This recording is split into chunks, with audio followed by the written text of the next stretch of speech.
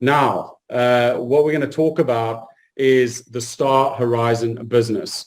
I'm going to get our CMO, Nick Vandenberg, to jump in here. Oh, thanks, Greg. And talk through these slides. Absolutely. Thank you. Thank you, guys. So, yes, I mean, the big thing here is that the exclusive rights to sell what essentially is the cosmetic ecosystem from STARVARA is now exclusively being able to be activated by STARHORIZON. And that really is an incredible opportunity for STARHORIZON in terms of how you're able to, leverage these cosmetics in terms of being able to build out your network.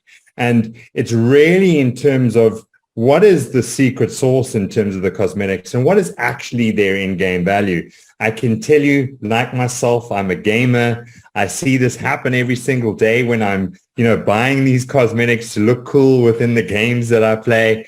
And if we just circle back to how big is the industry in terms of the cosmetic industry at the moment, circa $50 billion in terms of overall industry.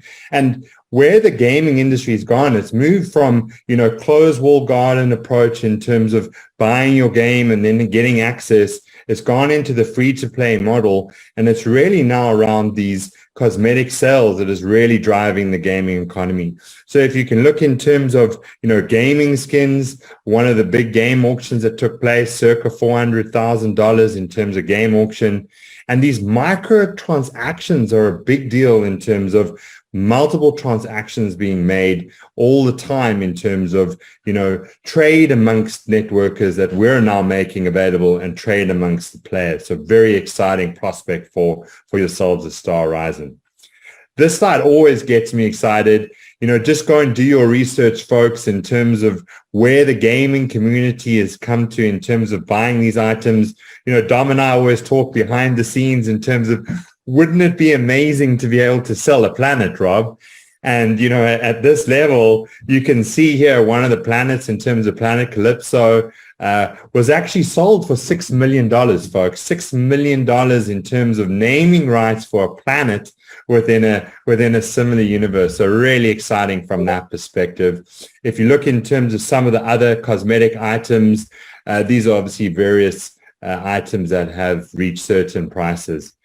And folks, for our pre-promotional phase, the key here in terms of the STARHORIZON offering is built into your $100, your $400, and your $1,000 pack.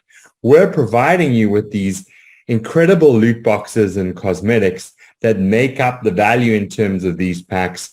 And we'll show you in a minute in terms of why this is important in terms of the rarity model and how these cosmetics are going to be dropped over the course of the next coming months, but certainly gives you a taste in terms of the exciting opportunity and the visualization of some of these items that are going to be available to you in your pre-promotional starter packs.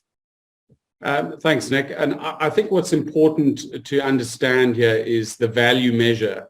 And this really goes down to the game design behind this product and what Dom and his exceptional team have built out over the last 2.5 years.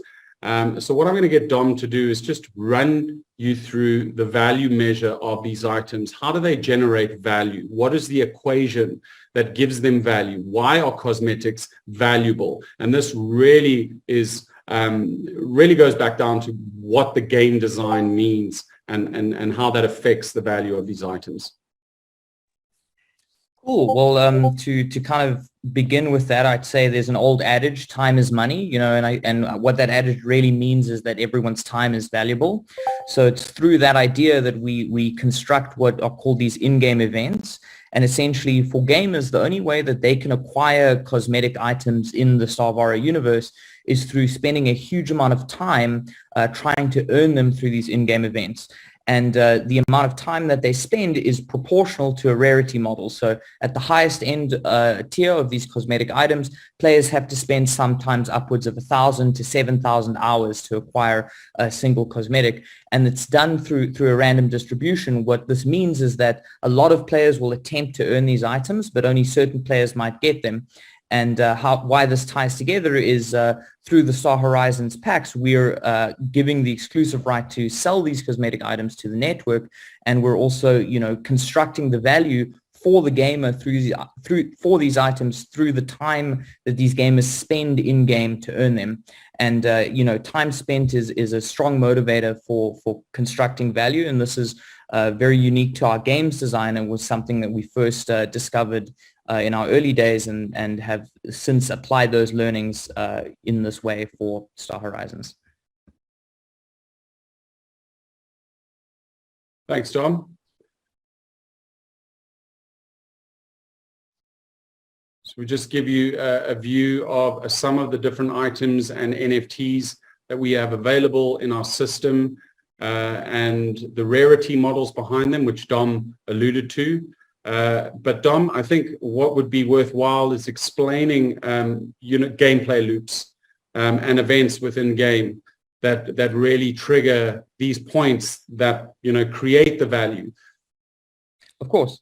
So it's essentially a gameplay loop is any activity that a gamer has to do in a game, and generally in a repetitive sense. So if you think about old Super Mario, your gameplay loop was moving from one side of the screen to the end of the level where you get the flag. In Call of Duty, your gameplay loop is shooting your gun at the enemies and reloading. In Fortnite, your gameplay loop is mining for resources, building some buildings, and battling other players. So the gameplay loops can change. In STARVARA, we have a variety of gameplay loops. We have over 26 non-combat skills, plus a variety of combat specializations. So, we've got probably hundreds of different gameplay loops for the players to participate in. And these can take varying amounts of time. Some can be 5 to 10 minutes, like fighting an enemy. Some can be a full hour, like engaging on a quest or exploring caves on an uninhabited planet. And each of these gameplay loops you're rewarded for at the end of the loop. And these rewards are in the form of these in-game items. And the rarity model and the drop rate are your chances of receiving different rarity rewards from these gameplay loops. And you'll notice, for example, the golden spider is a 1 in 30,000 drop for a gameplay loop that would take probably 45 minutes to an hour for a player to do. So we can then know that about 30,000 man hours have to be put into the game to earn an item like that. And that's how the gameplay loops tie to the rarity model, which ties to the time the players spend, which in turn infers the value of these cosmetics. Great. Thanks, Dom.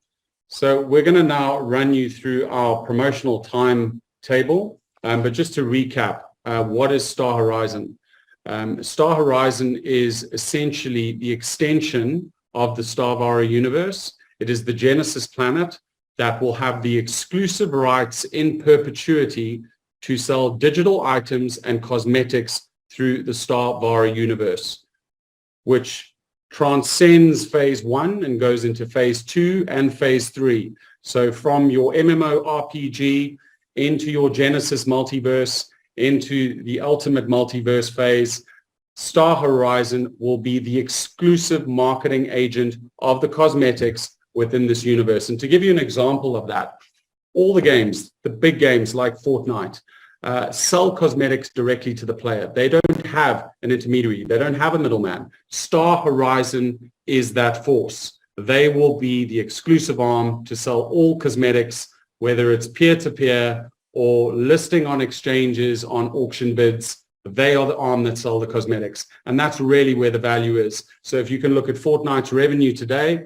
of which I believe over 60% is generated from cosmetic sales, that is the business that we are providing to Star Horizon in perpetuity.